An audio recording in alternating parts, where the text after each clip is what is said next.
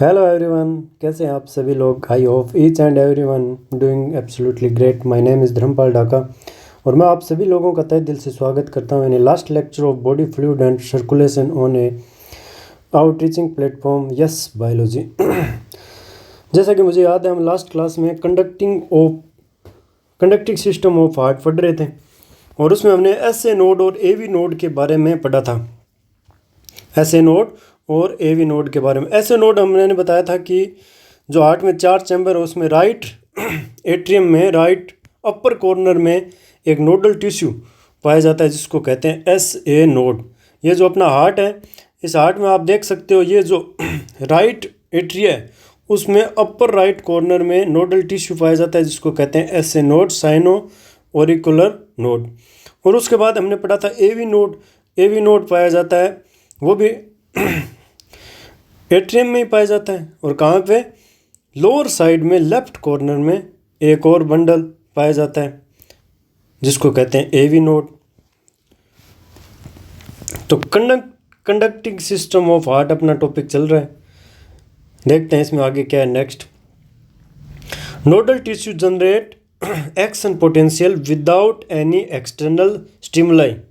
It means that is it is a auto excitable, यानी heart में जो SA node और एवी नोड पाए जाते हैं ये खुद ही स्वयं ही एक्साइटेबल है। बाहर से कोई भी इनको इम्पल्स नहीं मिलता, स्वयं ही अपने आप ही आवेग जनरेट करते हैं हार्ट को पंप करने के लिए, ब्लड को पंप करने के लिए।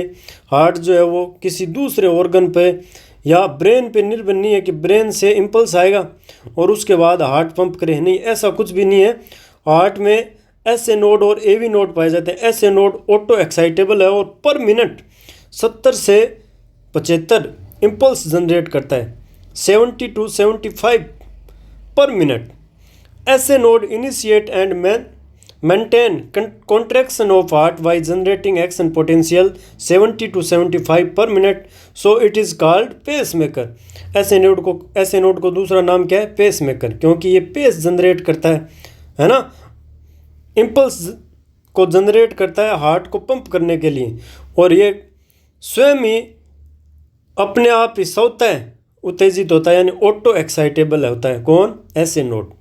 इसके बाद नेक्स्ट अपना टॉपिक है वो है कार्डियक साइकिल। आज का न्यू टॉपिक स्टार्ट कर रहे हैं अपन, वो है कार्डियक साइकिल। कार्डियक साइकिल में देखते हैं, कार्डियक साइकिल में जो फेज आएंगे वो 3 फेज आएंगे।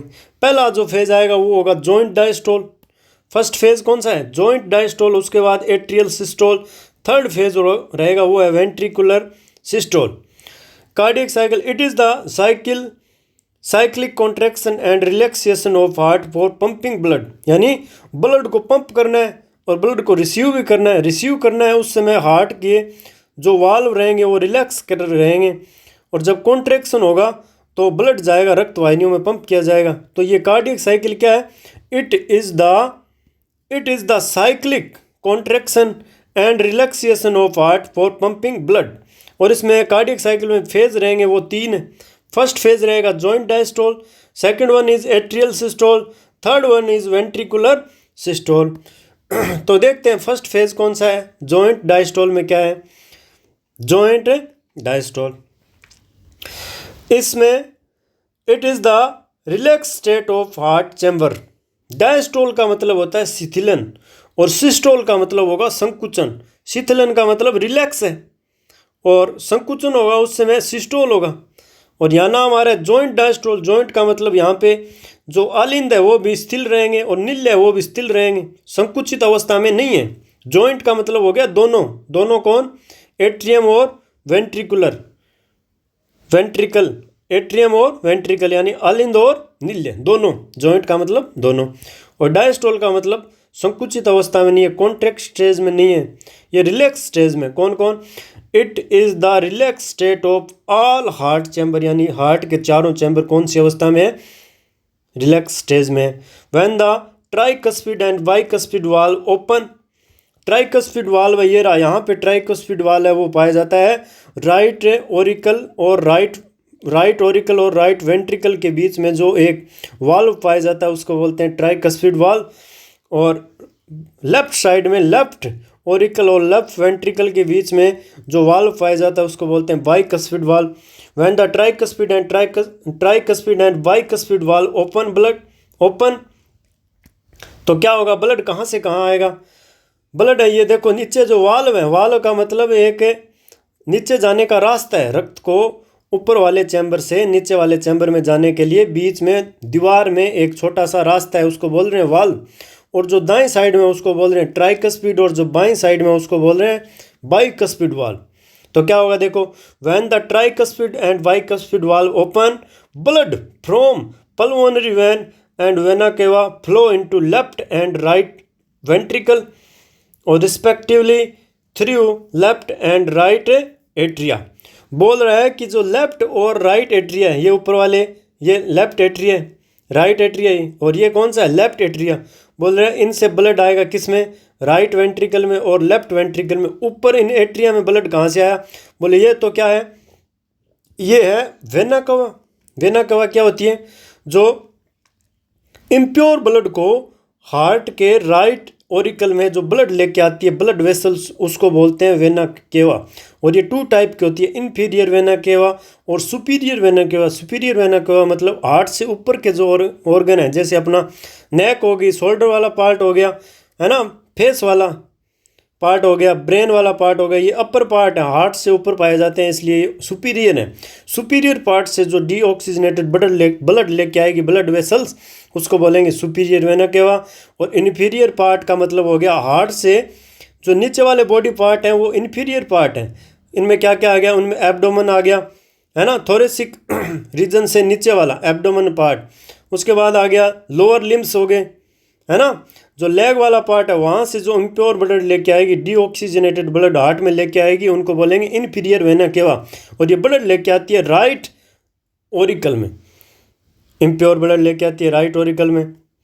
ठीक है, यहाँ ऐसे ब्लड आ गया इम्प्योर ब्लड, और इधर से ब्लड आएगा प्योर ब्लड, वो आएगा कहाँ से, वो लंग्स से आएगा। कहाँ से आएगा, ये रहा अपना चैम्बर। ये कौन सा चैम्बर है, ये है, ये कौन सा है, लेफ्ट ओरिकल, और ये कौन सा है, राइट ओरिकल। इस लेफ्ट ओरिकल में ऊपर से ब्लड आएगा, कहाँ से, लंग्स से आएगा, वो होगा प्योर ब्लड। और लेके कौन आएगा, pulmonary vein. Pure blood heart में कौन लेके आता है, pulmonary vein. Impure blood heart में कौन लेके आता है, वेना केवा। फ्लो इनटू, ये ब्लड नीचे जाएगा, ये लेके आएगी किस में, लेफ्ट और राइट वेंट्रिकल में। ये राइट और लेफ्ट वेंट्रिकल में ब्लड कौन कौन लेके आए, राइट वेंट्रिकल में लेके आई है पल्मोनरी वेन, और लेफ्ट ओरिकल में ब्लड लेके आई है वो है वेन, क्या नाम हो गया इसका, पल्मोनरी वेन। और राइट ओरिकल में जो ब्लड लेके आ रहा है वो कौन है, वेना केवा। दोबारा से देख लो, राइट ओरिकल में जो ब्लड लेके आ रहा है उसको बोलते हैं वेना केवा। लेफ्ट ओरिकल में जो ब्लड लेके आ रहा है उसको बोल रहे हैं पल्मोनरी वेन। और ये ब्लड नीचे जाएगा किस में, राइट वेंट्रिकल और लेफ्ट वेंट्रिकल में। किससे होते हुए, राइट साइड में ट्राइकस्पिड वाल्व है, लेफ्ट साइड में बाइकस्पिड वाल्व है। इसके बाद नेक्स्ट जो है semilunar valve closed at this stage. Joint diastole की स्टेज में जो सेमिन्यूलर वाल्व है वो क्लोज रहते हैं, यानी बंद रहते हैं। सेमिन्यूलर वाल्व मतलब अर्धचंद्राकार कपाट। ये कहाँ पाए जाते हैं, ये पाए जाते हैं यहाँ से जो ब्लड वेसल जाएगी उसको क्या बोलेंगे, उसको बोलेंगे पल्मोनरी आर्टरी। जो इम्प्योर ब्लड ऊपर है लंग्स में लेके जाती है, और इसके सिरे पे जो वाल्व पाया जाता है उसको बोलते हैं अर्धचंद्राकार कपाट। वो इस टाइम जॉइंट डायस्टोल की स्टेज में क्लोज रहता है। और यहाँ से जो जाएगी ओटा, सिस्टेमिक ओटा, जो बॉडी पार्ट को प्योर ब्लड लेके जाती है उसको बोलते हैं सिस्टेमिक ओटा। और इसके सिरों पे भी एक वाल्व रहता है जिसको बोलते हैं सेमिन्यूलर वाल्व, यानी अर्धचंद्राकार कपाट। वो भी जॉइंट डायस्टोल की स्टेज में क्लोज रहता है, लेकिन ट्राइकस्पिड और बाइकस्पिड वाल्व जॉइंट डायस्टोल की स्टेज में ओपन रहते हैं। इसके बाद जॉइंट डायस्टोल के बाद आता है एट्रियल सिस्टोल। एट्रियल मतलब आलिंद संकुचन, एट्रियल या ओरिकुलर। एट्रिया के 2 नाम होते हैं, आलिंद के 2 नाम हो गए, एट्रियल और ओरिकुलर। सिस्टोल का मतलब संकुचन। सेकंड स्टेज आ गई अपनी कार्डियक साइकिल की, सेकंड स्टेज जो है वो है एट्रियल सिस्टोल या ओरिकुलर सिस्टोल। इसमें क्या होता है देखते हैं। एट्रियल सिस्टोल के समय ऐसे नोड जनरेट करता है क्या, action potential. As a result both the atria contract, it is called atrial systole. इसका मतलब जो एट्रिया है यानी आलिंद है वो एट्रियल सिस्टोल का मतलब होता है संकुचित होना, डायस्टोल का मतलब होता है शिथिलन होना। संकुचित होने का मतलब ब्लड है वो अब आलिंद में ब्लड नहीं रहेगा, वो ब्लड अब संकुचित हो रहा है आलिंद, और आलिंद से ब्लड बाहर निकलेगा। तो आलिंद से ब्लड आपको पता है कहाँ जाएगा, वो तो ब्लड नीचे जाएगा नीले में। कौन सी अवस्था में? एट्रियल सिस्टोल में ब्लड केवल कहाँ से जाएगा, ब्लड ग्रहण नहीं करता। कौन? आलिंद एट्रियल सिस्टोल की अवस्था में आलिंद ब्लड ग्रहण नहीं करता, ब्लड का त्याग करता है। ब्लड जाएगा कहाँ? नीले में जाएगा। लेकिन डायस्टोल की स्टेज में आलिंद ब्लड ग्रहण भी कर रहा था ऊपर से, और नीचे नीले में ब्लड डाल भी रहा था। ऊपर से ब्लड ले रहा था और नीचे नीले में ब्लड डाल रहा था। लेकिन जब आएगी एट्रियल सिस्टोल उस स्टेज में आलिंद केवल ब्लड नीचे नीले में डालेगा, ऊपर से ग्रहण नहीं करेगा। तो देखते हैं, SA node generate an action potential as a result. जब SA नोड एक्शन पोटेंशियल क्रियात्मक विभव उत्पन्न करेगा तो उसके परिणाम स्वरूप क्या होगा, दोनों जो आलिंद है वो कॉन्ट्रैक्ट होंगे और यह अवस्था कहलाएगी आलिंद संकुचन। This increase the flow of blood into the ventricle by about 30%। तो हम अभी पढ़ के आए थे जॉइंट डायस्टोल की स्टेज में भी ब्लड नीचे जा रहा था, और अब भी हम कह रहे हैं कि ब्लड एट्रियल सिस्टोल की स्टेज आएगी तब भी ब्लड नीचे जा रहा है। बोले दोनों ही अवस्थाओं में ब्लड नीचे कैसे जा रहा है? बोले कि जॉइंट डायस्टोल में ब्लड जाता है 70%, ऑलमोस्ट ब्लड नीचे चला जाता है। और उसके बाद सेकंड स्टेज जब आएगी एट्रियल सिस्टोल तो उसमें बाकी बचा हुआ 30% ब्लड भी नीचे वेंट्रिकल में या नीले में चला जाता है। तो आपको कोई पूछे जॉइंट डायस्टोल की स्टेज में एट्रियम से या एट्रियल से ब्लड वेंट्रिकल में कितना जाता है, तो जाता है वो 70%, और एट्रियल सिस्टोल की स्टेज में जो ब्लड जाता है वो जाता है 30% ब्लड एट्रियल सिस्टोल की स्टेज में एट्रियल से वेंट्रिकल में जाता है। इसके बाद थर्ड जो स्टेज आती है अपनी वो है वेंट्रिकुलर सिस्टोल। सिस्टोल का मतलब नाम आते ही समझ गए आप, सिस्टोल का मतलब अब संकुचन होगा। सिस्टोल का मतलब संकुचित होना, और किस में होगा? वेंट्रिकुलर नाम आ रहा है, इसका मतलब नीले में संकुचन होगा। तीसरी स्टेज में जो नीले संकुचित होंगे। अब आप बताओ नीले संकुचित होंगे तो ब्लड कहाँ जाएगा?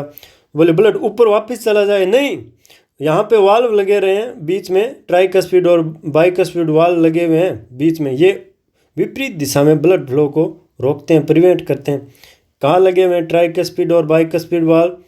ये आलिंद और नीले के बीच में जो भित्ति है वहाँ पे वाल्व लगे हुए हैं, यानी एक रास्ता है ब्लड जाने का। ये विपरीत दिशा में ब्लड जाने नहीं देता, केवल ऊपर से नीचे ही ब्लड आ सकता है। और जब इनमें इन नीले में जब संकुचन होगा तो ब्लड ऊपर जाना चाहेगा, लेकिन ये वाल्व है ये बंद हो जाएंगे, ऊपर ब्लड नहीं जाएगा। तो ब्लड जाएगा कहाँ? तो एक रास्ता और है नीचे जाने का। यहाँ पे हमने अभी पढ़ा था कि जो पल्मोनरी आर्टरी है वो ब्लड लेके जाती है लंग्स में, लंग्स में लेके जाती है। इसका मतलब यहाँ से ब्लड जाएगा पल्मोनरी आर्टरी में, और यहाँ से ब्लड लेके जाती है नीचे सिस्टमिक ओटा। तो ब्लड मतलब वेंट्रिकुलर सिस्टोल की स्टेज में ब्लड कहाँ कहाँ जाएगा? लंग्स में जाएगा। किससे होते हुए? पल्मोनरी आर्टरी से होते हुए। बॉडी पार्ट में ब्लड जाएगा किससे होते हुए? सिस्टमिक ओटा यानी महाधमनी से होते हुए ब्लड शरीर के बॉडी पार्ट में जाएगा। कौन कौन से वाल्व वेंट्रिकुलर सिस्टोल की स्टेज में ओपन रहते हैं, कौन से वाल्व क्लोज रहते हैं? तो यहीं देख लो आप, ये 4 वाल्व के नाम आए हैं यहाँ पे। फर्स्ट जो है वो है ट्राइकस्पिड वाल्व, ये वाल्व है यहाँ पे, ये बंद रहेगा। दूसरा वाल्व है वो है बाइकस्पिड वाल्व, वो भी यहाँ बंद रहेगा। तीसरा वाल्व यहाँ पे है पल्मोनरी आर्टरी के सिरों पे अर्धचंद्राकार सेमील्यूनर वाल्व, वो ओपन रहेगा तभी तो ब्लड नीचे जाएगा इस ब्लड वेसल्स में। उसके बाद महाधमनी सिस्टमिक ओटा का वाल्व है सेमील्यूनर वाल्व, वो भी ओपन रहेगा तभी तो इसमें ब्लड जाएगा। यानी ये दोनों वाल्व ओपन रहेंगे और ये दोनों वाल्व क्लोज रहेंगे। देखते हैं, the action potential generate the auction potential is conducted to ventricular side by AV node and AV bundle from where bundle of his transmit it through the ventricular musculature. As a result, ventricle contract, it is called ventricular systole. यानी आवेग बोल रहे आगे से आगे, ऐसे node से आवेग आ गया एवी नोड के पास, एवी नोड से आवेग या इम्पल्स आगे जाएगा इनकी ब्रांच में, उसके बाद आवेग जाएगा बंडल ऑफ हिंज में, पुरकिंजे फाइबर में, ऐसे नीचे पूरी वेंट्रिकल की जो वाल्व है वहाँ आवेग पूरी दीवार में फैल जाएगा, जिससे वेंट्रिकल में होगा सिस्टोल और ब्लड नीचे फ्लो करेगा। During this the atria undergo diastole. Ventricle systole हो गया तो अब आलिंद ऊपर है, ऊपर वाले आलिंद है वो अब स्थिर हो जाएंगे, डायस्टोल की स्टेज में चले जाएंगे, और ये वेंट्रिकल है वो सिस्टोल की स्टेज में। तो ऊपर वाले वाल्व, ऊपर वाले जो चैम्बर है वो कौन सी स्टेज में, ऊपर कौन से चैम्बर होते हैं, ऊपर होते हैं एट्रिया के चैम्बर या आलिंद के चैम्बर होते हैं ऊपर, वो चले जाएंगे डायस्टोल की स्टेज में। कब?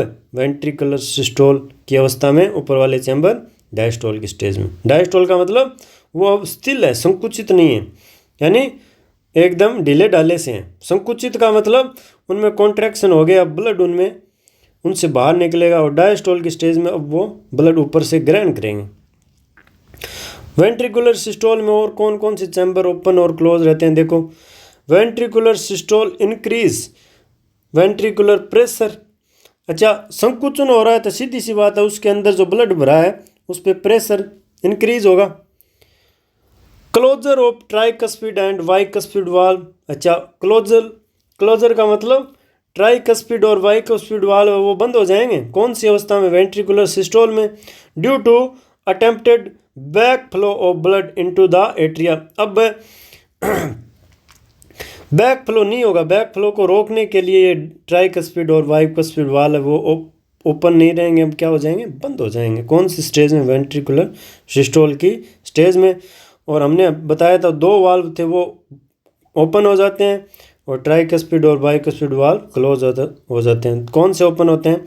सेमी ल्यूनर वाल्व ओपन हो जाते हैं। So deoxygenated blood enter the pulmonary artery from right ventricle and oxygenated blood enter the aorta from left ventricle.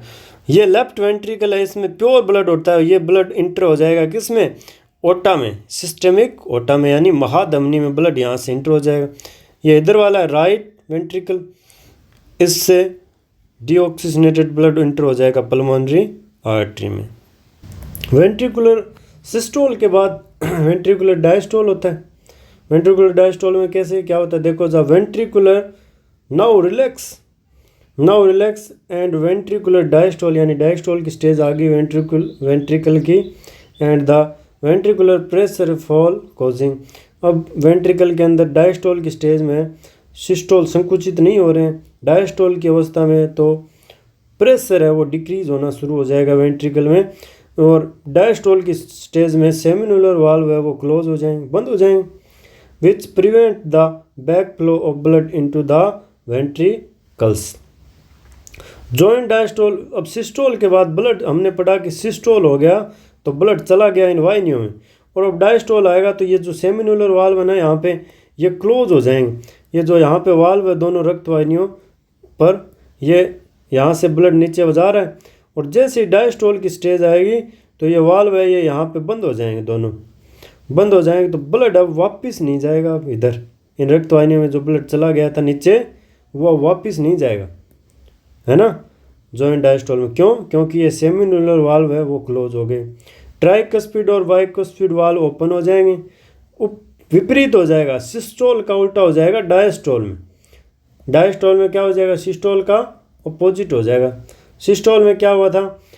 Ventricular systole में हुआ था कि ट्राइकस्पिड और बाइकस्पिड वाल्व ये दोनों हो गए थे क्लोज हो गए थे, और ये वाल्व थे सेमिनुलर वाल्व वो हो गए थे ओपन। और डायस्टोल की स्टेज जैसे ही आएगी तो डायस्टोल में जो ये सेमिनुलर वाल्व है ये तो हो गए, ये देखो सेमिनुलर वाल्व हो गए क्लोज हो गए, और ट्राइकस्पिड और बाइकस्पिड वाल्व हो जाएंगे ओपन। कौन सी अवस्था में? डायस्टोल की स्टेज में। किसका डायस्टोल? ओरिकल या वेंट्रिकल? वेंट्रिकल की डायस्टोल की स्टेज है ये, वेंट्रिकल के डायस्टोल की स्टेज में। इसके बाद नेक्स्ट जो है ये कार्डियक साइकिल दिखा रखा है। ये सबसे पहले जॉइंट डायस्टोल स्टेज कहाँ है? वेंट्रिकुलर डायस्टोल है, ये वेंट्रिकुलर सिस्टोल है, और ये एट्रियल सिस्टोल है और जॉइंट डायस्टोल है ना। ये चक्कर ऐसे चलते रहते हैं। सबसे पहले जो आता है वो जॉइंट डायस्टोल, उसके बाद एट्रियल सिस्टोल, उसके बाद वेंट्रिकल सिस्टोल, उसके बाद again joint diastole, atrial systole, ventricle systole. ऐसे साइकिल ये चलता रहता है कार्डियक साइकिल में। स्ट्रोक वॉल्यूम और कार्डियक आउटपुट नेक्स्ट टॉपिक है। कार्डियक आउटपुट और स्ट्रोक वॉल्यूम। कार्डियक आउटपुट किसे कहेंगे? कार्डियक आउटपुट जो है देखते हैं चलो। प्रत्येक जब हृदय अपना एक बार पंप करता है तो कितना ब्लड जो है रक्त वाहिनियों में जाता है या बॉडी पार्ट में जाता है, वो क्या कहलाता है? कार्डियक साइकिल, है ना। कार्डियक पढ़ते हैं इसको। एक cardiac cycle is completed in 0.8 second में। कार्डियक साइकिल में कार्डियक साइकिल में कितना टाइम लगता है? 0.8 second. 1 heart beat is equal to 1 cardiac cycle, यानी एक बार हार्ट पंप करता है वो ये क्या है? एक कार्डियक साइकिल है। नॉर्मल हार्ट बीट रेट जो होती है वो होती है 70 to 75 टाइम पर मिनट। अपना हृदय है वो 70 से 75 बार धड़कता है पर मिनट, और एवरेज रेट है वो हो जाएगी 72 पर मिनट। यानी हार्ट बीट की rate, average heart beat rate कितनी है? 72 पर minute. It is the volume of blood pump out by each ventricle during a cardiac cycle, और it is about 70 ml। Stroke volume के बारे में बोल रहा है कि स्ट्रोक वॉल्यूम क्या है, किसका आयतन है? It is the volume of blood pump out by each ventricle during a cardiac cycle. प्रत्येक कार्डियक साइकिल में वेंट्रिकल द्वारा जितना ब्लड पंप किया जाता है वो कहलाता है स्ट्रोक वॉल्यूम, और इसका मान होता है 70 ml। उसके बाद कार्डियक आउटपुट, अपना जो हृदय प्रत्येक मिनट में 72 बार पंप करता है या धड़कता है पर मिनट। हार्ट बीट रेट कितनी है? 72 एवरेज। और कार्डियक आउटपुट किसे बोलेंगे? It is the volume of blood pump out by each ventricle पर मिनट। प्रत्येक मिनट में ब्लड कितना पंप किया जाता है कि अपना हृदय है वो एक मिनट में 72 बार धड़कता है, और एक बार जब ब्लड अपना हृदय धड़कता है तो 70 ml ब्लड पंप करता है। एक बार में 70 ml, तो प्रत्येक मिनट में कितनी बार? 72 बार। तो इन दोनों का गुणा करेंगे वो आएगा अप्रोक्स 5000 ml, यानी 5000 ml, यानी 5 लीटर ब्लड पंप करता है प्रत्येक मिनट। अपना हृदय कितना ब्लड पंप करता है? 5 लीटर या 5000 ml ब्लड। और ये क्या है? कार्डियक आउटपुट है। दोबारा से, स्ट्रोक वॉल्यूम किसे कहेंगे? It is the volume of blood pump out by each ventricle during cardiac cycle. Each बोल रहा है ना, each ventricle during a cardiac cycle, और इसका वॉल्यूम कितना होता है? 70 ml। कार्डियक आउटपुट किसे कहेंगे? It is the volume of blood pump out by each ventricle पर मिनट। जितना ब्लड पंप करेगा वो है कार्डियक आउटपुट। स्ट्रोक वॉल्यूम हमें पता है कितना होता है? 70 ml, और हार्ट बीट रेट होती है 72, और इन दोनों को मल्टीप्लाई करेंगे तो वो आएगा 5000 ml, यानी 5 लीटर ब्लड पर मिनट अपना हार्ट पंप करता है। और वही क्या है? Cardiac output. जो एथलीट होते हैं, जो एक्सरसाइज करते हैं, उनका कार्डियक आउटपुट है नॉर्मल वीमेन से थोड़ा सा ज़्यादा रहता है। और कार्डियक साइकिल में टाइम कितना लगता है? 0.8 सेकेंड। 1 हार्ट बीट है वो is equal to 1 cardiac cycle. Normal heart beat rate है वो 72 पर मिनट। स्ट्रोक वॉल्यूम और कार्डियक आउटपुट क्लियर एकदम। इसके बाद हार्ट साउंड है वो 2 प्रकार की होती है। एक तो लब होती है और एक कौन सी साउंड होती है? डब। यानी जब इनमें जो वाल्व पाए जाते हैं, ट्राइकस्पिड और बाइकस्पिड वाल्व है, ये क्लोज होते हैं, ओपन होते हैं, तो एक साउंड, एक प्रकार की लब और डब की साउंड है सुनाई देती है। सेमिनुलर वाल्व है, जब वो क्लोज होते हैं तो डब साउंड निकलती है, और जब ट्राइकस्पिड और बाइकस्पिड वाल्व है वो जनरेट करते हैं लब साउंड। तो हार्ट बीट रेट की साउंड, फर्स्ट साउंड कौन सी है? फर्स्ट साउंड होती है लब, और सेकंड साउंड होती है वो होती है dub. During each cardiac cycle 2 sounds are produced. First sound is lub is due to closure of tricuspid and bicuspid valve. जब ट्राइकस्पिड और बाइकस्पिड वाल्व बंद होते हैं तो एक साउंड निकलती है जिसको बोलते हैं लब। और second sound is dub is due to the closure of semilunar valve, यानी सेमिन्यूलर वाल्व अर्धचंद्राकार कपाट जब बंद होते हैं तो एक ध्वनि निकलती है जिसको बोलते हैं डब। और यानी 1 हार्ट बीट में एक साउंड होती है लब और एक साउंड होती है डब। तो हार्ट बीट एक बार जब हृदय अपना पंप करता है तो 2 ध्वनि निकलती है। फर्स्ट ध्वनि है वो लब है और सेकंड ध्वनि कौन सी है, डब। दोनों जब साउंड सुनाई देगी इसका मतलब एक हार्ट बीट हो गई है कंप्लीट। इसके बाद है इलेक्ट्रोकार्डियोग्राफ यानी ECG। चलिए ये आज कंप्लीट नहीं हो पाएगा, अपने नेक्स्ट क्लास में अपने इसको फिनिश करेंगे, ECG से कंटिन्यू करेंगे नेक्स्ट क्लास में। तब तक के लिए जय हिंद, जय भारत।